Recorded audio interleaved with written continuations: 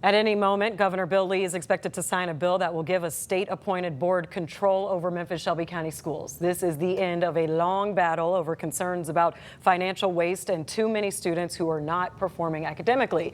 Tonight, we are hearing from an MSCS board member who will have to navigate that state intervention. District 7's Tawana Murphy, thank you for being here. Thank you for having me. As well as we are joined by Shelby County Republican Party Press Secretary Luke Semble and political analyst Otis Sanford. So let's go ahead and start with Commissioner Murphy here. I want to get a little bit more clarification on takeover or intervention, what you feel that this is and how this is impacting the district. Well, Pepper, many of you know that I have been very vocal about the state takeover.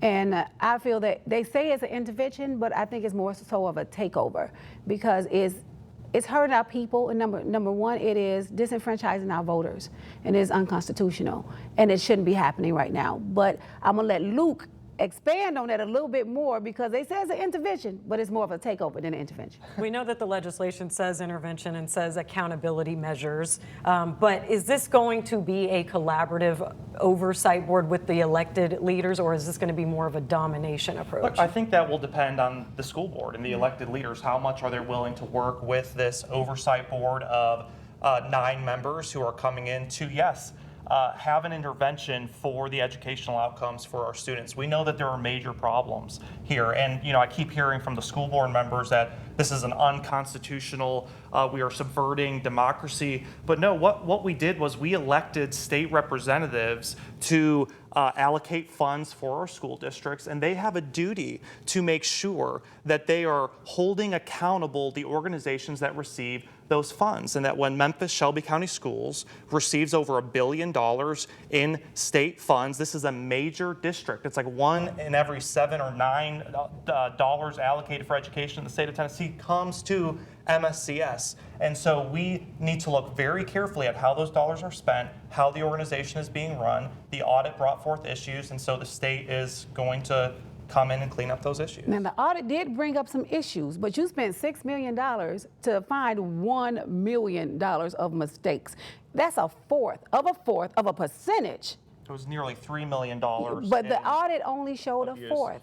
It did. You don't have a full. You don't have a full audit. But what I don't hear you talking at the about end of the day, educational outcomes. With the you have 75% of students not proficient in reading at MSCS. Why don't we talk about that? We don't hear the school board talking about that. No, we talk about that on a normal basis. And some of our children are reading at or above grade level. 25%. The 25% versus what we had prior to. It doesn't matter. The key thing is this: you targeted Shelby County. You guys have targeted us. You made us that target because it's not about the children at all. It's more so about the money and the properties that we possess. That's what this is about. And when you put 9 managers over 9 elected officials, that's unconstitutional, period. County, that's disenfranchising the voters. At the end of the day, it's disenfranchising the voters. Let me ask you this. So 146 Tennessee districts, 6 of them met 3 out of that 6 criteria, which they have to meet 4 out of the 6. They have to meet 4 out of the 6. But MSCS is the only one that now meets 6 out of the 6, and that includes because of an audit and the interim leadership changes. So, and Otis, I want you to kind of weigh in on this. Is there a target on MSCS? Well, it certainly seems to me that Memphis-Shelby County Schools was targeted here. To have Representative White and Senator Taylor say this is not about Memphis-Shelby County Schools, it's about the entire state, well, that's a fallacy. And don't insult our intelligence on that.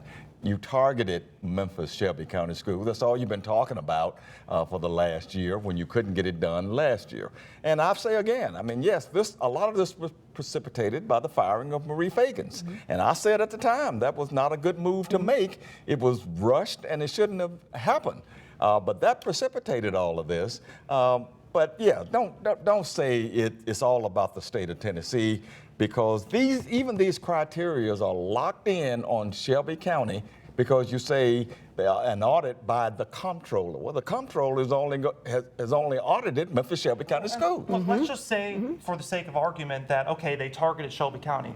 But then don't lie about it. Why are we not welcoming intervention and help with open arms? We've seen what the Memphis Safe Task Force has done in cleaning up crime. Crime has dropped by 50%. We are investing tons of money in our school district. We have not had good success, so the state is coming in with 9 professionals to help us clean it up. Well, That is a well, positive, I'm gonna let hopeful Otis go ahead and message for handle that Memphis one. and Shelby County. Well, let me just say that we don't know who these 9 are because nobody's talked about who they are, and they originally said all of them are going to be from Shelby County. Well, that's not true because one of them is going to be from outside of Shelby County. Look, if you're an expert in Los Angeles that can help us, let's get them from Los Angeles. All of the appointees are going to come from the governor, the speaker, and the lieutenant governor.